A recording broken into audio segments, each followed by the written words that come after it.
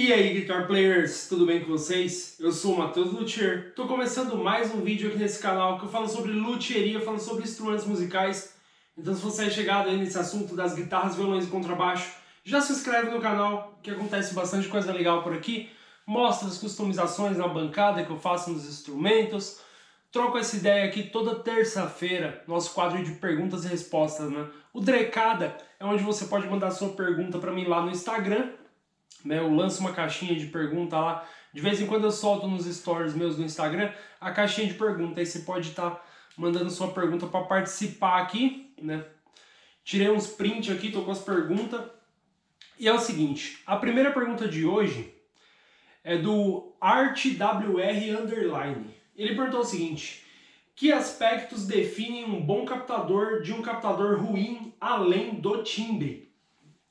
Cara, essa é uma pergunta, na verdade, assim, até um pouco polêmico, um pouco contraditório, porque não existe captador ruim. Quer dizer, existe aqueles que dão microfonia e tudo mais. Só que eu já vi pessoas com guitarras que, tipo assim, eu não curti o som. E o cara fala, mano, esse timbre é tudo pra mim e tal. Então, assim, é muito de gosto, é muito relativo, sabe?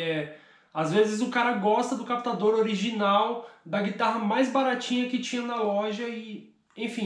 E às vezes o cara tem o gosto mais refinado, pô, eu só uso EMG, ou então não, eu só uso Seymour Duncan, Coleman Duncan, entendeu?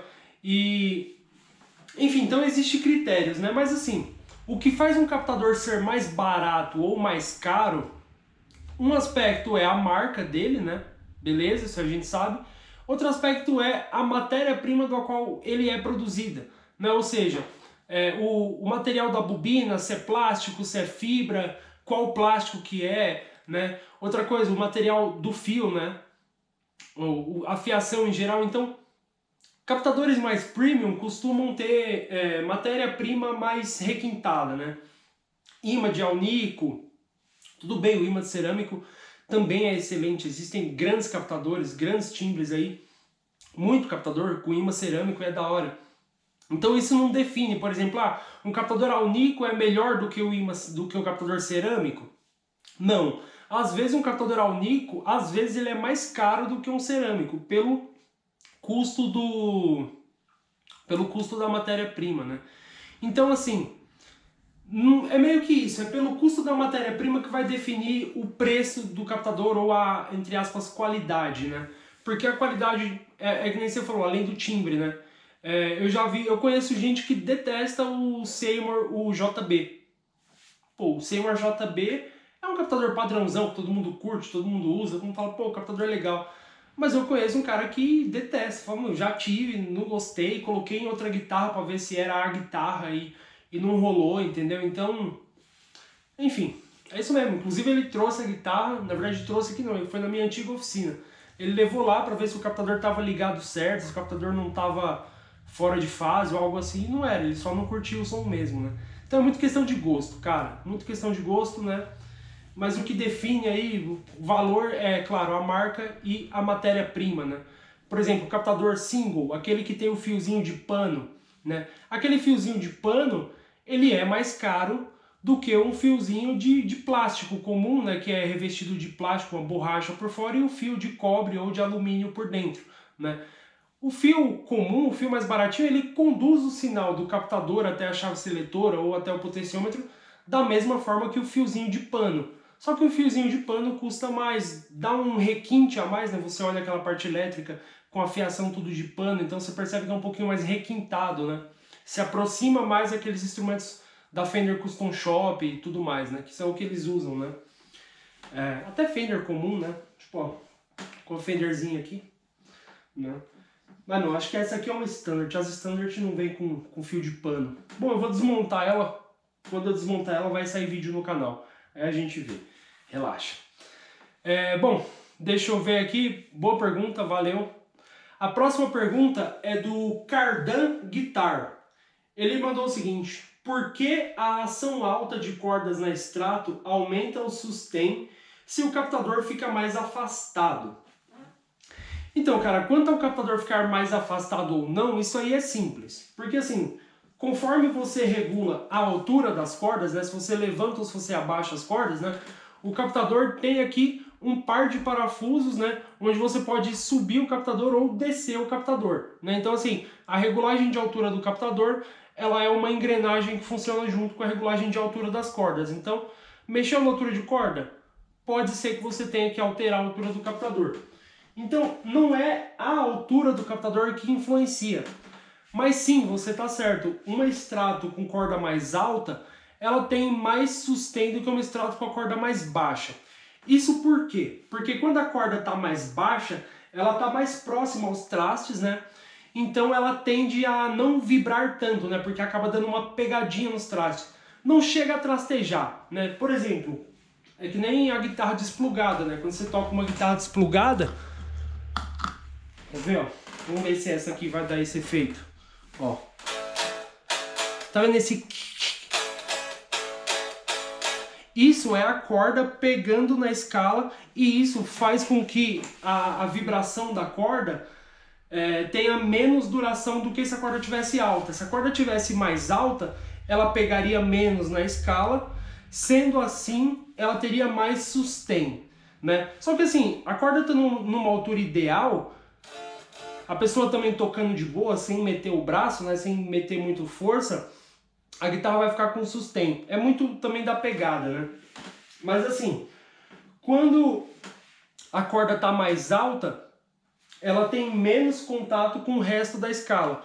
Sendo assim, ela tem menos contato, ela vibra por mais tempo, tá? Um parênteses aí, para que fique claro, quando a guitarra tá desse jeito aqui, que a corda tá baixa, você tá tocando ela desplugada do ampli e você escuta esse... né? Isso não é trastejamento, tá? Isso aí é normal, né? Porque a guitarra ela é para ligar no ampli. Então assim, o barulho não pode sair no ampli, né? Então esse rastejadinho, né? Ele não pode sair no ampli. Se ele estiver saindo no ampli, aí configura como trastejamento, né? Porque de fato está trastejando. Mas se o barulho não sai no ampli, se o barulho só fica aqui na guitarra mesmo, não tem problema. Mas sim, quando a guitarra está assim, ela costuma ter menos sustain do que se a corda tivesse mais alta. Mas cara, em contrapartida, a corda alta, a corda da guitarra quando ela está alta, a ponto da guitarra ter mais sustain, né? A ponto de você perceber que a guitarra está com mais sustain porque a corda está alta, meu amigo, nesse ponto ela está alta mesmo. E aí tá até desconfortável de tocar, né? Então acho que o mais legal a se fazer é o quê? Manter a corda baixa e não meter o braço na tocabilidade, tocar numa manha, deixar a guitarra suar o quanto ela tem que suar, soar, né? Suar é de suar, soar. Então tem que deixar ela soar o quanto ela tem que soar, né? Sem ficar metendo o braço na guitarra. Porque também, se você deixar a corda da guitarra alta para ter mais sustain, cara, você vai se matar ali nos bends, sei lá. Não sei se é uma troca justa. A próxima pergunta aqui também é do Cardan Guitar. Ele mandou o seguinte: colocar componentes elétricos top na guitarra, exceto captadores, muda o timbre, sendo as mesmas especificações, né? O que ele quer saber é o seguinte, por exemplo, uma Fender normalmente ela vem com captadores não, ela vem com potenciômetros da CTS, né? A CTS tá ali entre os melhores fabricantes de componente, assim, potenciômetro e tal, do mundo, velho. Tanto que as melhores marcas usam CTS, né? E... enfim, ele quer saber se muda, se ele usar um CTS ou se ele usar um potenciômetro alfa. Por exemplo, que um alfa é um potenciômetro que não custa caro, né? É um potenciômetro que vem ali em todas as guitarras chinesas, né? Assim, vem o alfa, se bem que aí tem outras marcas assim, mas é que seguem ali o mesmo padrão de qualidade de um alfa, outros é um pouco abaixo. Mas tipo assim, você usa um alfa ou um CTS, isso vai alterar o timbre? Cara, o timbre, o seu ouvido não vai perceber, entendeu? Se existir uma mudança, o seu ouvido não vai perceber, porque o potenciômetro tá ali só para baixar o volume, aumentar e tal. Então assim, a marca dele, seu ouvido não vai sacar essa diferença. Mas o que você vai perceber de diferença quando você colocar um CTS na sua guitarra? Primeiro, a durabilidade, né? Por exemplo, um potenciômetro normal, um potenciômetro chinês baratinho, o alfa é coreano, né? Então... mas enfim, um potenciômetro alfa, vamos falar do alfa. ele vai durar um bom tempo, tá? Porque eu já vi muita guitarra chegar aqui com muitos anos de idade, tipo o Epiphone de 10 anos de idade, que chega aqui com o potenciômetro alfa funcionando, né? E você limpa ele, ele para de chiar e ele funciona. Só que o alfa, ele fica muito mole com o tempo, né? Os potenciômetros que não são excelentes, conforme você vai usando, você vai girando ele e ele fica muito mole. Então acontece que assim, com o tempo você vai esbarra no knob e você acaba baixando o volume da guitarra. Porque o potenciômetro está muito mole, né? Um potenciômetro CTS, meu, por exemplo, essa guitarra é dos anos 90 e o CTS dela aqui ainda está justinho, né? Então assim, a sensação de você girar um potenciômetro desse aqui, você percebe que ele é mais duro, ele é mais resistente, né? Então assim, é mais difícil de você baixar o volume por acidente. Ainda mais numa Strato, que o potenciômetro fica aqui embaixo, né? Então, se for um potenciômetro que está muito mole, muito leve, né? Ou seja, aquele potenciômetro chinês com seus 5 anos de uso, até com 1 ano de uso, se você usa muito, tem uns chinesinhos que ele já vem até mole de fábrica, né? E você instala na guitarra do cliente e ele já fica mole, né? Um CTS, ele é um potenciômetro mais macio, ele é mais tranquilo. E ele fica assim por muito tempo, né? Por exemplo, essa guitarra aqui que eu te falei é dos anos 98. É uma Fender American Standard 98. A parte elétrica dela é a original ainda. E os potenciômetros estão bons, né? Então assim, é isso. Você coloca potenciômetro, chave seletora, jack, né? Um jack da Switchcraft também. Não, um jack da Switchcraft que equipa as guitarras Gibson, equipa as guitarras Fenders. É um jack que dura muito tempo. Então assim, ele não oxida com facilidade, ele não quebra, ele é um jack firme, né? Então ele não é aquele jack mole que vai ficar soltando o seu cabo, né? Então assim, esses equipamentos bons, né? Quando você coloca bons componentes elétricos na guitarra, você ganha muito em durabilidade e em conforto, né? A guitarra não vai ficar te enchendo o saco, baixando o volume toda vez que você passar o dedo ali, né? Então isso aí é uma grande vantagem. Os jacks também, eles duram bastante, não estraga, né? Eu tenho guitarra 2007 com um jack Switchcraft original, né? Inclusive os potenciômetros dela também é CTS e também é original de fábrica, tá ligado? E eu uso mano, o potenciômetro ainda é macio e tal. Então é isso, cara, é legal, entendeu? Agora, o timbre, né? Você tinha perguntado se o timbre mudava. Eu acho que se mudar, tá? Não vou falar, ah, não muda. Mas eu vou dizer que é o seguinte, se mudar, meu, o seu ouvido tem que ser o mais treinado do planeta para perceber essa mudança, tá? Vagnorius. O Vagnorius perguntou o seguinte, quais marcas de fio e estanho você indica? Cara, no caso, fio e estanho para fazer parte elétrica, né? Estanho, cara, eu gosto do estanho da Best, tá? Tem uns tubinhos pequenininhos da Best e também tem uns tubos maiores, né? O Best é bem legal. Best, sol da Best, estanho Best.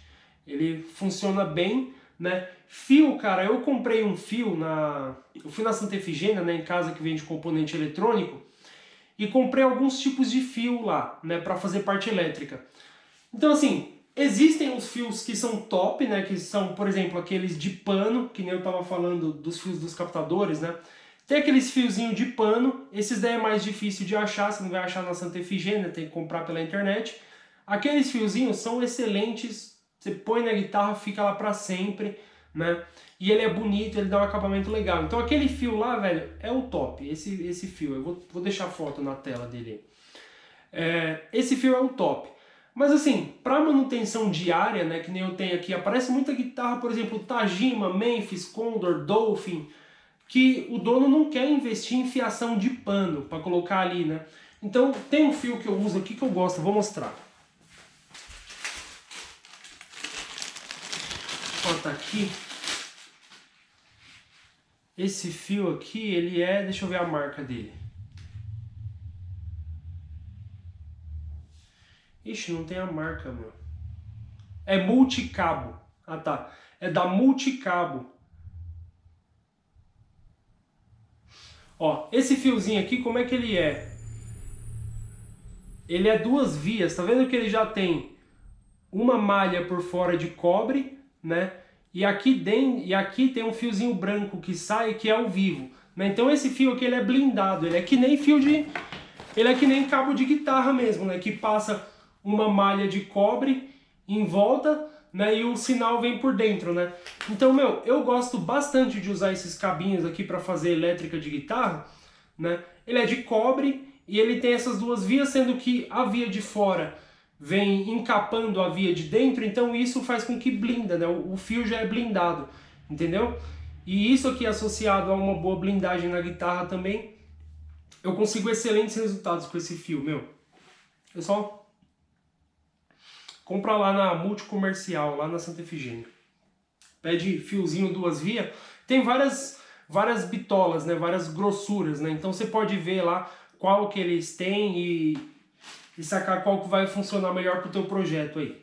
Próxima pergunta aqui é do Renan de la Torre. Como começar na carreira como luthier? Onde fazer curso? Como aprender sobre a profissão? Cara, quando eu comecei na carreira de luthieria, eu fiz curso na BH Luthieria, né, que fica aqui em São Paulo. Fiz um curso lá de manutenção básica, depois eu fiz um curso de construção de guitarra lá, né, em 2013 eu fiz a minha primeira guitarra. E meu, de lá, desde que eu me formei no curso até aqui, cara, o que eu fiz bastante no comecinho, né? Pegava as guitarras dos amigos ali para fazer ali uma limpeza, uma regulagem, uma coisa para ir entendendo o mecanismo de um instrumento, né? Então é isso, o importante é você ir mexendo, cara. Você pegar uma guitarra que assim, que não tem tanta importância, não que a dos amigos seja isso, né? Mas no começo mesmo, pega as tuas, compra umas guitarrinhas zoadas, né? E vai mexendo. Mas aí quando você pegar uma confiança, aí sim, pega as dos amigos, né? Se você for pegar a guitarra de amigo logo no começo, tenta não ir além, tá ligado? Dá uma limpada, dá uma reguladinha, um negócio que não estraga, né? Pra aprender a fazer as retíficas de traste, aí é melhor você treinar em instrumento seu. Porque se você estragar, você não estragou o instrumento de ninguém, né? Então, assim, o aprendizado é isso. Ou você pode tentar procurar emprego em alguma oficina de luthieria que já é grande, né? Algum luthier da sua cidade aí que tem uma oficina com movimento legal, você chega lá, fala, pô, quero aprender, tenho interesse, gosto da coisa, me ensina aí. Pode ser que você ache alguém aí que está precisando de alguém para aprender, né? Então, tem várias formas, né, cara? Assim, às vezes o que funcionou para mim não funcionaria para você, mas existem essas vias, né? O Gabriel HB08, ele mandou o seguinte: qual a etapa mais difícil da luthieria? Cara, eu diria que a etapa mais difícil é justamente aquela etapa do aprendizado, né? Que nem a gente estava falando antes. O começo ali, onde você está pegando as manhas, onde você está conhecendo as ferramentas e aprendendo como lidar com ferramentas, né? E assim, quando você mexe com um instrumento, existe toda uma pressão em cima, porque normalmente o dono do instrumento gosta muito daquele instrumento, normalmente ele conhece muito bem o instrumento, então assim, qualquer coisa que você fizer de errado pode chatear bastante o cliente, pode zoar o instrumento. Então tem toda aquela pressão ali no começo, né? Do tipo, meu, tô aprendendo, tô com o instrumento aqui, não posso fazer dar ruim, né? Não posso estragar o negócio. Então assim, e ainda principalmente porque os músicos eles são bem apegados aos instrumentos, né? É diferente, sei lá, de você consertar ventilador, por exemplo. Se você arruma ventilador, se acontecer de um arranhão ali no ventilador, uma raspadinha que deu ali na bancada, o dono do ventilador não vai ficar tão bravo com você quanto se você estragar, arranhar uma guitarra, entendeu? Então tem essa pressão, né? Então, além de você estar aprendendo a lidar com manutenções e tudo mais, tem toda aquela pressão de não estragar. Então, basicamente é isso. A parte mais difícil são aqueles processos que você ainda está aprendendo e assim, e junto ao fato de que às vezes você está com o instrumento de um cliente que não tem margem de erro, né? Basicamente é isso, mas você pegou as manhas, depois de um tempo que você já está trabalhando, você pega mais uma intimidade com as ferramentas e vai ali se entendendo melhor com a profissão e você para de passar raiva, né? Uma hora você para de passar raiva, relaxa. A próxima pergunta é do F. Dias Custom. Ele mandou o seguinte: E pela foto dele aqui, acho que ele trabalha com instrumentos musicais, porque tem uma foto do corpo de uma guitarra aqui. Ele mandou o seguinte: dá pra viver legal de luthieria? Cara, dá pra viver legal de qualquer coisa que você se disponha a fazer bem feito, sacou? Por exemplo, o cara ele pode viver bem sendo mecânico de eletrodomésticos, né? Arrumando geladeira, arrumando micro-ondas. Se ele fizer um bom serviço, se ele atender o cliente no prazo, for honesto, né, com a entrega do serviço, com os orçamentos e tudo mais, tende a ser um negócio que ele vai viver bem daquilo. Assim como na luthieria. Se você for transparente no trampo, por exemplo, entregar o que você prometer no prazo, né, um bom atendimento também. Então assim, se você prestar um bom serviço, sim, né? Até porque os clientes vão trazer os instrumentos, vão voltar com mais instrumentos. Por exemplo, o dono dessa guitarra aqui, ele tem várias guitarras e eu já regulei quase todas elas, né? Então ele sempre traz, e aí quando a regulagem vai baixando, ele traz para regular de novo. Então assim, e ele recomenda os amigos dele para mim, né? Então isso vai gerando uma corrente. Então, quando você trabalha direito, dá, velho, dá. Vou falar, pô, você vai ser rico com luthieria? Acho que rico não, cara. Rico porque... Sério, mano. Não sei, acho que eu não conheço um luthier rico. Você fala, nossa, esse cara é rico, mano. Não conheço. Então não sei se dá pra ser rico. Mas que dá pra viver bem, dá. Dá pra você ter suas coisas, dá pra você sustentar sua família, dá pra você manter as contas em dia, saca? É muito relativo, cara. Às vezes o que viver bem pra mim, às vezes é diferente do que é viver bem pra você. Então, muito relativo, né, cara? Muito relativo. Mas assim, o fato é de que se você trabalha com a luthieria e você gosta da luthieria, né, você vai viver bem pelo simples fato de que todo dia você acorda e você vai fazer uma coisa da qual você gosta. Então isso aí já vai fazer com que você viva melhor, né? Tipo, com que você se sinta melhor, né?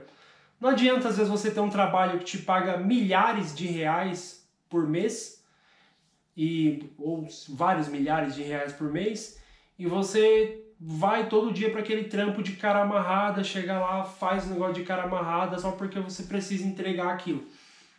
Então assim, às vezes o viver bem pode ser relativo. Bom, vou finalizando esse vídeo por aqui, porque a bateria da câmera já está acabando ali, ela está piscando. E, bom, caramba, acabei que o vídeo terminou numa reflexão de vida, né? Mas é isso, pessoal. Obrigado a todos que participaram, mandaram perguntas. Tamo junto, valeu!